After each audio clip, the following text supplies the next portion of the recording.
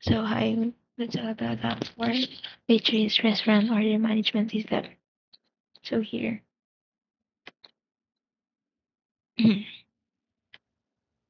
So you can see ito siya. If yung ano niya, so it says when restaurant order management, ito na yung lalabas. Ito. Ito is yung list of items or yung menu. Yan, yung price, yung menu tapos yung price niya. Then, ito, here, ito yung ano, kumbaga, i-add niya sa dulo ng menu. Ito, let's try yung step 1. Sa step 1, ang ano lang naman nun is, mag-add lang siya ng,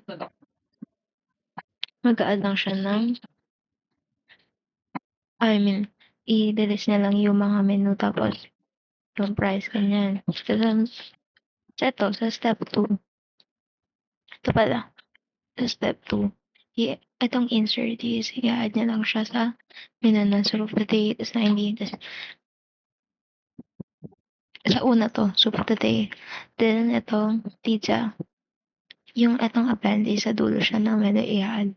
Tapos ito, since yan, pinapa-enter lang yung dish, tas price, then i-ano niya na yung nilagay na ilalagay na sa dulo yung nilagay na dish sa price. Then after adding and inserting, lalabas ulit yung list of menus. Tapos here's the step 3. Ayan, remove and pop. Here, i-remove natin yung price kasi yung ano niya. Tapos itong pop, ganun din naman. Tapos ito, tapos ipapakita niya yung list of menus.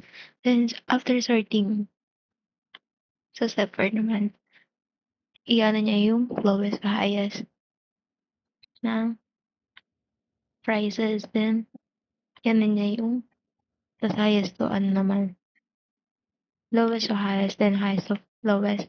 Tapos, itong ano naman,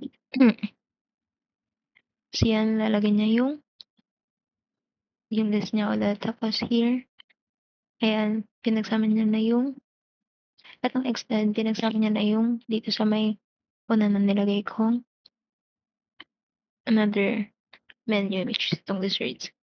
Sa dulo ng IC. Pinextend niya lang yung menu. So, yan, nilagay niya ulit yung list of orders. Ito. Sa step 9 naman, pinakita niya lang yung kinapin na menu. Tapos, ito yung ano, parang combination ba. Tapos, here, sorry mo na yung pinakauna. Wala pang ina-add in Excel. So, let's try it.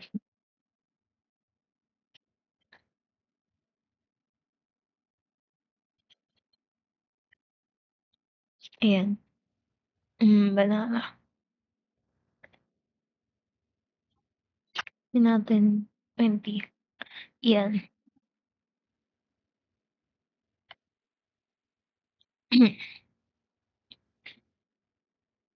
Ayan. So, after adding, so siya sa dulo. In-add siya sa dulo. Since in-append siya. Gumamit siya ng append. Tapos here naman, may nilimog tayo which is yung price number 2 siya. Ayan. So, you can see wala na yung price. Napalitan siya ng pasta. Then here, after sorting naman, lowest to highest sa price, based on price. And then highest to lowest. Tapos here yung pinag-combine na menu yung may dessert na nakasama. Kasi yan, pinapin niya lang yung menu. Then, here is wala ng menu since hindi naman siya nakaana. Kasi yan yung pinaka-error menu niya. So, that's all for Love for Peter. Thank you for listening and watching.